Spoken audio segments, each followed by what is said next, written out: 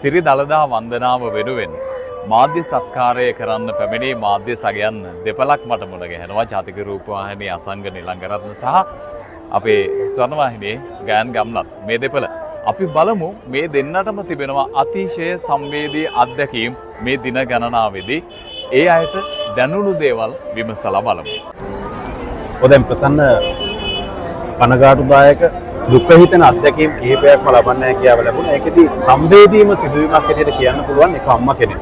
පොළොන්නරුව දිබුලාගල පැත්තෙන් නම් තමයි ඒ අම්මා ඇවිල්ලා තිබුණේ දළදා වහන්සේ දැක වැඳ පුදා ගන්නට.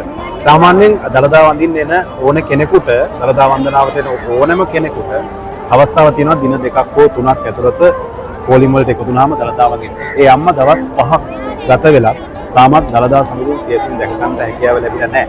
ඒකට හේතුව තමයි අම්මට පොලිම පැනගෙන ඉක්මනට එන්න බෑ.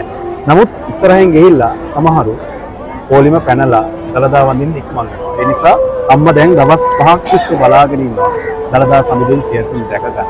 ඉතින් ඒ නිසා අපි පොලිම් පයින්නකොට නැත්නම් වෙනත් තැනකින් ඇතුළු වෙනකොට අපි හිතන්න ඕනේ මේ වගේ වැඩිහිටියෝ වයෝවෘද්ධය මේ බොහෝ දෙනෙක් ඉන්නවා මේ පිටුපස පොලිම් වල. ඒ නිසා මේ දේවල් ගැන හිතලා දළදා වන්දනාවට එකතු වෙනවා නම් වටිනවා කියලා තමයි කියන්නේ. ඒ වගේම ප්‍රසන්න අසංක සඳහන් කළා වගේම කතා කීපයක් මටත් කියන්න හිතුණා.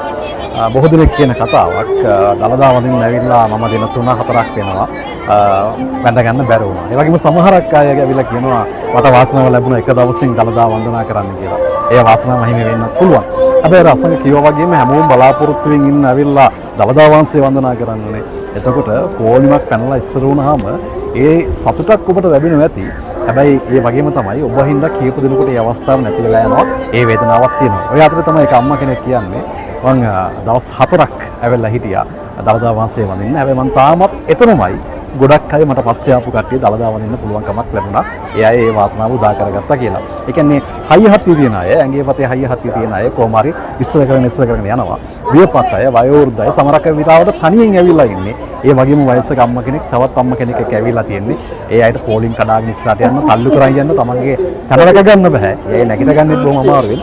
ඒ හින්දා මම හිතනවා ඔබට ඉස්සරහින් ඉන්නවා නම් කෙනෙක් වයෝවෘද්ධ කෙනෙක් ඒ අයට පොඩ්ඩක් ඉස්සර වෙන්න අවස්ථාව ලබා දෙන්න මේ වගේ වෙලාවක ඒකත් ගොඩක් වටිනවා කියලා මට හිතෙනවා.